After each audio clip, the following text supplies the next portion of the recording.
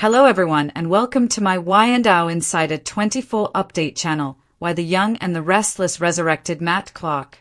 Sharon turned around last month and saw Mitch back all, shocking the young and the restless fans. She uttered the name Matt Clark, and we realized this man was not Mitch Backall at all. Instead, he was a long-ago character nobody has thought about in years, except Y&O producer and head writer Josh Griffith. A blast from the presumed dead past. Matt is now known as Mitch and is married to Sienna on the Young and the Restless image. JPI. One good reason Sharon Case, was so stunned when she saw this man she knew as Matt Clark, Roger Howarth, was that he was supposed to be dead, but we all know how dead sometimes works on soaps. We saw Matt die in 2001, and he seemed really, most sincerely dead, but alas, he was not. So, why did Griffith choose to recollect a character who had caused so much trouble in Nick's, Joshua Morrow, and Sharon's lives from the time they were teenagers?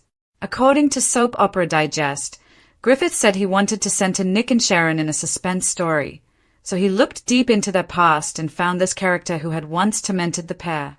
Griffith chose to introduce this story in Los Angeles and eventually bring the characters back to Genoa City. He wrote Noah, Lucas Adams, back onto the canvas as a way to get Nick and Sharon to Los Angeles, but needed a reason for Matt to run Noah off the road, so he created the character of Sienna, Tamara Backall. She was introduced as Mitch's wife, with whom Noah was having an affair. What comes next on The Young and the Restless? Sharon reads to Noah on The Young and the Restless image. JPI. With the story set up, Matt now had a good motive for wanting Noah dead, except he's not dead. The core of his agenda is the feeling that the son of his most hated couple, Nick and Sharon, has taken from him someone that he, in his way, felt that he loved, Griffith told Soap Opera Digest. And so they all have to pay for that. He has been betrayed, and so they will suffer. What he didn't bank on was Noah surviving the accident. Because by Noah surviving the accident, he knew at that point he probably was about to lose Sienna forever, and that just enraged him. While Matt didn't count on Noah still being alive, Sharon and Nick don't count on Matt following them home. The second act is definitely their return to Genoa City, and Matt and all his trouble follow, Griffith continued. It becomes a nightmare, not just for Nick and Sharon, but to the whole Newman family. 3 things we'll see at Danny and Cricket's wedding, and one that likely will not. The Young and the Restless is counting down to Danny and Cricket's wedding. The big day is set to start on Friday, November 21st, and continues into Monday, November 24th. Soap opera ceremonies are filled with love, family, and surprises. What can viewers expect to see when Danny and Cricket once again say, "I do"? The Young and the Restless, wedding bells. Cricket, Laura Lee Bell, and Danny, Michael Damian, on the Young and the Restless image. JPI. We can't say with 100% certainty, but we are expecting this wedding to actually happen, and that Danny, Michael Damian, and Cricket, Laura Lee Bell, will be proclaimed husband and wife once more. Still, we're also placing bets on Phyllis, Michelle Stafford, causing some kind of commotion. The fiery redhead may have made peace with Sharon Case, but she's always going to be irked by Cricket. Phyllis may not still be in love with Danny, but she doesn't want Cricket to have him either. Familiar faces. The Young and the Restless. Trisha cast as Nina and Patty Weaver as Gina, image courtesy of JPI. It's already been reported that Trisha Cast, who plays Cricket's best Nina Webster, is coming back from the wedding. Ditto, Patty Weaver, who plays Gina Roma, Danny's sister.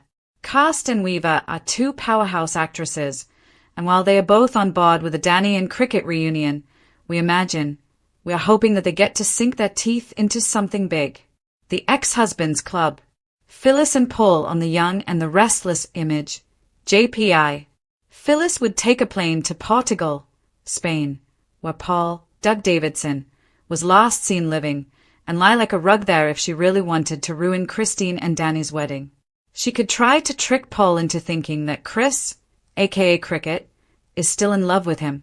Imagine the officiator at the wedding asking if anyone objects to Cricket and Danny's union, and Paul walks into the back of the church and says, "I object." Or maybe, just maybe, Chris and Paul's last divorce was never finalized. We don't think this will happen because it hasn't been hinted at up until this point. However, do you remember when, roughly, half of the planned weddings on soap operas didn't happen because ex or back from the dead spouses showed up unexpectedly? The bride wore white. Viewers voted on which gown of crickets they liked the most on The Young and the Restless image. CBS. Y&I utilized social media recently to ask the show's viewers to weigh in on which gown Cricket would wear. Feist. Viewers saw choices that didn't even make the top 3. Then, viewers narrowed it down to 2. Which of the 2 finalists will the bride wear? Or will she find a way to showcase all 3 gowns as Lauren, Tracy Bregman, hinted she might? Tune in to find out. Few soap operas manage to blend nostalgia, suspense, and emotional depth as seamlessly as The Young and the Restless, Y&I. For decades, the series has sustained its legacy by intertwining the lives of its central families, using their history as fertile ground for fresh drama. The recent resurrection of Matt Clark, a character long presumed dead, stands as one of the show's boldest narrative gambits in years. His unexpected return not only shocked loyal viewers but also revitalized the storyline of Nick and Sharon, 2 of the show's most iconic figures. What began as a mysterious Los Angeles subplot quickly evolved into a psychological thriller that bridges the past and the present, testing the strength of old relationships and exploring the lasting consequences of unresolved trauma. Josh Griffith, Y&I's executive producer and head writer, has proven that the soap's most powerful tool is memory. By reintroducing Matt Clark under the alias Mitch Backall, Griffith tapped into a vein of history that fans thought had been sealed off decades ago. The decision underscores Y&I's ongoing strategy, honoring its longtime audience with callbacks to the past while maintaining suspense for newer viewers. Beneath the shock of resurrection lies a deeply human story about vengeance, guilt, and the haunting power of love gone wrong.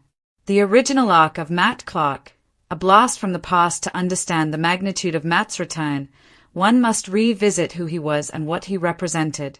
In his original incarnation, Matt Clark was the quintessential soap villain, a charming yet predatory antagonist whose obsession with Sharon Collins, now Sharon Newman, left scars on multiple characters. During his first run, Matt's rivalry with Nick Newman defined a pivotal period of Y&I's 1990s storylines. He was manipulative, calculating, and vindictive, a character whose presence embodied the darker impulses that lurk beneath Genoa City's polished veneer. Matt's death in 2001 appeared final. His storyline had reached its climax. He was mortally wounded, and his death was treated as justice served. For more than 2 decades, his name faded into the background, mentioned only occasionally in retrospectives or fan discussions. That's what made his reappearance as Mitch Backall so effective. The twist relied on collective amnesia, both within the narrative and among the audience, allowing Griffith to resurrect not just a character, but an era of the show's history. Mitch Backall and Sienna, reinventing themselves through deception. The Los Angeles introduction of Matt's new persona, Mitch Backall, was a masterstroke in mystery storytelling. Disguised as a wealthy, sophisticated man living a double life, Mitch exuded an eerie sense of familiarity to viewers even before Sharon recognized him. His relationship with Sienna, Tamara Backall, added layers of complexity, establishing him not merely as a returning villain but as someone who had built an entire false identity, complete with a wife and social life. The reveal that he was actually Matt Clark reframed everything. The affair between Sienna and Noah Newman became the spark for revenge that reignited decades-old hatred. In classic Y&I fashion, the storyline drew upon the soap's intergenerational themes. Noah, the son of Nick and Sharon, unknowingly walked into a trap set by his parents' old nemesis. When Matt caused Noah's car accident, it wasn't merely a case of reckless revenge, it was the culmination of years of festering resentment. Griffith's writing captured the cyclical nature of soap opera storytelling. The sins of the parents often come back to torment the next generation. Revenge and obsession, Matt's twisted motivation. Griffith revealed that Matt's primary motive stems from betrayal and loss. His warped sense of love towards Sienna echoes his earlier fixation on Sharon. In his mind, Noah's affair symbolizes a cruel cosmic joke, Nick and Sharon's family once again destroying his chance at happiness. By channeling his anger toward their son, Matt fulfills his self-assigned role as the eternal avenger. His psychology reflects the archetypal soap villain who believes that pain justifies cruelty, that vengeance can restore what love has taken away. This narrative choice speaks to Y&I's enduring fascination with emotional duality. Matt isn't a supernatural monster. He's a deeply broken man whose suffering has calcified into hatred. His resurrection, therefore, is not just physical but psychological. He has returned to relive his past, to confront the ghosts that once defined him. In this sense, Matt Clark becomes less a person and more a manifestation of collective memory, an embodiment of everything Nick and Sharon tried to forget. Nick and Sharon, confronting their past. For longtime viewers, Nick, Joshua Morrow, and Sharon Case, represent the emotional heart of Y&R. Their relationship, marked by passion, betrayal, and tragedy, has spanned decades, surviving countless obstacles. By reintroducing Matt, Griffith forces these characters to reckon with their shared past. Sharon's reaction upon recognizing Mitch as Matt Clark was not just shock, it was the reawakening of trauma. It reminded her, and the audience, of everything she endured as a young woman navigating manipulation and violence. Nick, meanwhile, is forced into protector mode once more. But this time, the stakes are even higher. It's not about teenage rivalry or romantic competition. It's about defending his son and ex-wife from a man who represents unfinished business. The resurrection of Matt Clark effectively serves as an emotional crucible for the Newmans, pulling them back into the cycle of vengeance they once escaped. It's a testament to Y&I's character-driven storytelling that even after decades, the past can still hurt this much. From Los Angeles to Genoa City, expanding the canvas. The decision to set the initial phase of the storyline in Los Angeles was a calculated one. It allowed Griffith to build tension gradually, separate from the familiar backdrop of Genoa City. This temporary shift gave the show a fresh tone, part noir mystery, part psychological thriller, before bringing the drama back to its traditional setting. Nick, Noah, and Sharon don't know they've brought a ghost home with them when they get there. Matt follows, ensuring that the nightmare transcends geography. This transition marks the story's second act, where personal vendetta becomes a family-wide crisis. As Griffith explained, the conflict will eventually engulf the entire Newman clan. By broadening the scope, Y&R ensures that Matt's return doesn't exist in isolation. It ripples across multiple storylines, affecting Victor, Victoria, and even Adam in unpredictable ways.